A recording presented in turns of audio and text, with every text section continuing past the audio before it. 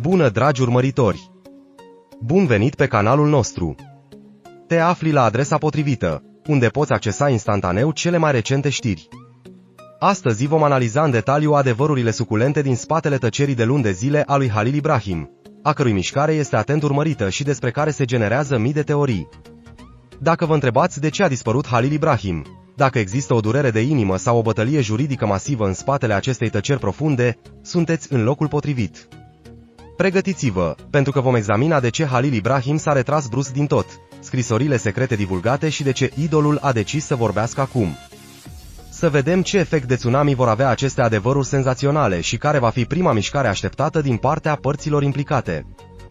Deși Halil Ibrahim prezintă o personalitate diferită în fiecare proiect, el a reușit întotdeauna să construiască un zid impenetrabil în jurul vieții sale private și să țină totul ascuns.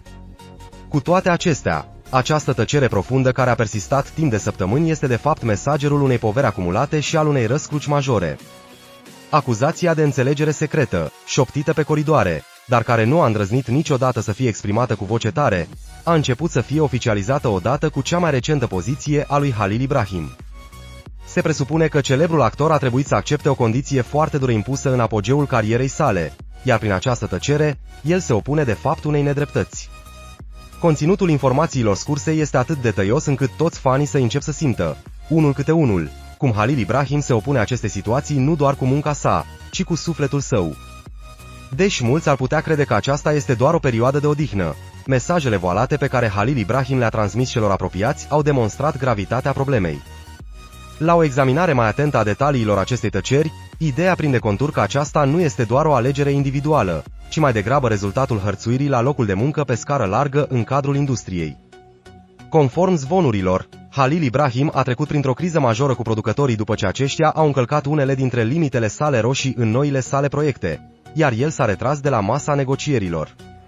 Actorul de succes, prin retragerea sa și afirmarea că valorile mele sunt mai presus de orice bani sau faimă, oferă de fapt o lecție dură industriei. Curtistii experimentați susțin că Halil și-a emis propria declarație de libertate prin această mișcare și că nu va mai juca după regulile nimănui. Pe de o parte, nostalgia nesfârșită a fanilor săi, iar pe de altă parte, puterea arzătoare a adevărului. Cel mai dificil, dar onorabil proces din viața sa începe acum pentru Halil Ibrahim. După ce a apărut această veste, rețelele de socializare au fost inundate, iar urmăritorii săi continuă să-și ofere sprijinul cu mesaje de genul "Suntem mereu alături de tine, Halil Ibrahim". Fanii lui Halil Ibrahim erau obișnuiți cu comportamentul său demn și profesional, dar de data aceasta, războiul tăcut al idolului împotriva sistemului i-a zguduit profund pe toți. Detectivii de pe rețelele de socializare încearcă să rezolve puzzle-ul analizând simbolurile ascunse din ultimele postări ale lui Halil Ibrahim și frazele codificate pe care le-a șters în câteva secunde. Se presupune că faimoasa tăcere a lui Halil Ibrahim provine din faptul că a fost prins într-o datorie de recunoștință față de trecut și visele mărețe pe care le-a construit pentru viitor. Acea conversație privată pe care Halil Ibrahim a avut-o, în care a spus timpul este cel mai bun medicament, doar puțină răbdare, pare un rezumat a ceea ce trăim astăzi. Acum, ies la iveală detalii despre cum o vedetă s-a distanțat de prietenii cu care a împărtășit succesul și ce a experimentat în acea perioadă. Toată lumea așteaptă cu nerăbdare când Halil Ibrahim își va rupe tăcerea și va zgudui lucrurile cu o mărturisire reală. Așadar, care a fost marele secret care l-a afectat atât de profund pe Halil Ibrahim și l-a făcut să spună timp de luni de zile: "Trebuie să plec"? Poate că în spatele acestui mister se află povestea unei trădări masive pe care Halil Ibrahim a experimentat-o în vârful carierei sale, dar pe care nu a putut să o spună nimănui. Expresia "lumea digitală este în frământare" nici măcar nu începe să o acopere, deoarece videoclipul său de revenire este așteptat să bată recorduri de vizionare la nivel mondial imediat ce va fi scurs.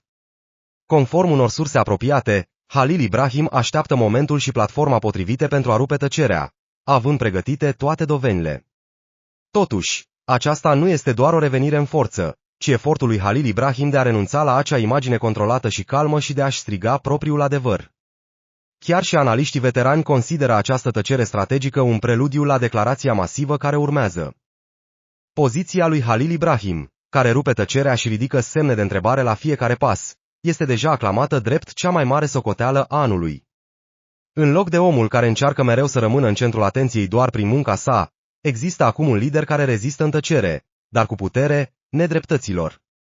Potrivit multor autorități, Poziția lui Halil Ibrahim este o mișcare strategică care va pune unele companii de producție și chiar rivalii săi într-o poziție foarte dificilă.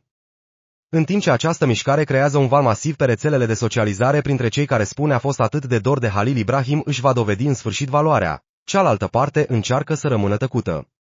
Comportamentul misterios al lui Halil Ibrahim este cel mai clar semn că a terminat deja acest proces în mintea sa și că acum este concentrat exclusiv pe execuție. Impactul enorm al acestui scandal a demonstrat încă o dată cum un actor poate proiecta o imagine puternică nu numai pe ecran, ci și în viața reală. Deși unii critici văd acest lucru ca pe o încercare de a crea mister pentru următorul său mare proiect, structura personajelor lui Halil Ibrahim este complet în contradicție cu astfel de tactici publicitare ieftine.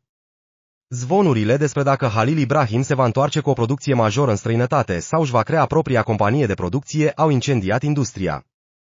Afirmațiile conform cărora Halil Ibrahim a spus îmi voi urma propria cale, după propriile mele reguli în unele înregistrări vocale, au transformat ceea ce a început ca o simplă știre de revistă într-o revoluție profesională în toată regula. Faptul că o vedetă a renunțat la toate oportunitățile de a deveni faimoasă pentru propria onoare este cea mai mare dovadă că există valori pe care banii nu le pot cumpăra. Primul program la care participă Halil după această criză, sau marele anunț pe care îl va face, este un candidat la a fi cel mai discutat moment din istoria serialelor turcești. Pe măsură ce ne apropiem de finalul videoclipului, sunt foarte curios să știu ce părere aveți despre lunga tăcere a lui Halil Ibrahim și motivele care stau la baza acesteia. Credeți că Halil Ibrahim a făcut bine tăcând atât de mult timp sau nu ar fi trebuit să-și lase fanii în suspans? Cum va afecta industria menționarea numelor altor celebrități în cadrul acestui eveniment numit Revoluția Silențioasă și care credeți că va fi noul său plan de carieră? Voi citi fiecare comentariu și voi muta cele mai logice și impactante predicții în secțiunea fixată a videoclipului pentru a continua discuția acolo cu voi. Observațiile sale atent vor fi cel mai bun ghid al nostru în dezvăluirea secretelor tăcerii de neclintit a lui Halil Ibrahim. După cum știți, pe acest canal împărtășesc întotdeauna cu voi informații din cele mai secrete încăperi ale lumii divertismentului și detalii pe care nimeni nu îndrăznește să le menționeze. Puteți găsi orice scurgeri noi despre acest mare secret și documentele ascunse ale lui Halil Ibrahim aici în câteva secunde. Dacă v-a plăcut videoclipul, nu uitați să dați like și să distribuiți această evoluție șocantă pe toate rețelele voastre de socializare. Mențineți notificările activate pentru a fi întotdeauna primii care află despre următoarea bombă și pentru a afla toate detaliile înaintea oricui altcuiva. Această poveste curajoasă și demnă a lui Halil Ibrahim în așteptarea adevărului a dovedit că nici cele mai mari succese nu pot învinge caracterul în lumea faimei. În spatele tăcerii sale nobile, el ducea probabil cea mai mare bătălie a conștiinței din viața sa, iar câștigând-o, va obține cea mai mare libertate a sa. Contractul interzis despre care se șoptește și oamenii ale căror numele va dezvălui acum vor fi cea mai mare bombă mediatică a zilelor următoare. Poate că această tăcere nu este o retragere pentru Halil Ibrahim, ci mai degrabă chiar furtuna cu care se va întoarce, mult mai puternic și mai indestructibil. Cine știe, poate că în următorul nostru videoclip ne vom întâlni pentru a anunța revenirea triumfătoare a lui Halil Ibrahim. Pe măsură ce acest canal crește cu sprijinul vostru, avem ocazia să aprofundăm aceste povești captivante și misterioase din lumea divertismentului. Probabilele reacții ale rivalilor săi la mișcarea discretă, dar puternică, a lui Halil Ibrahim vor rezona pe rețelele de socializare pentru mult timp și vor stabili agenda. Orice confruntare sau strategie de tăcere în urma acestei crize va rămâne sub controlul nostru. Dacă adevăratul motiv al acelei faimoase tăceri va fi vreodată dezvăluit, împreună cu toată documentația justificativă, ne vom aminti că acest videoclip a fost un punct de cotitură. Cred că lumea revistelor nu a fost niciodată martoră la o înregistrare atât de proaspătă și demnă a tăcerii și rezistenței ca aceasta. Aceste adevăruri, coapte pentru a fi luate, ascunse sub anii de secret ai lui Halil Ibrahim, ne-au condus la concluzia că o poziție onorabilă este primordială. Când secretele din spatele tăcerii actorului și a adevăratelor sale planuri vor fi dezvăluite, tonul acestei povești se va schimba din nou. Nu ne-ar mira dacă poziția discretă, dar vocală, a lui Halil Ibrahim va duce în curând la un proiect major sau la o victorie juridică răsunătoare. Vom continua să adunăm toate dovezile și să vă oferim cele mai transparente informații posibile, analizând meticulos fiecare șoaptă din presa de bârfe. Vă mulțumim enorm că nu mi-ați lăsat singur în această călătorie captivantă și misterioasă. Rămâneți conectați și verificați notificările pentru a fi primii care simt parfumul adevărului, pentru că aici, lumea divertismentului vorbește un limbaj mult mai profund și mai curajos. Pa!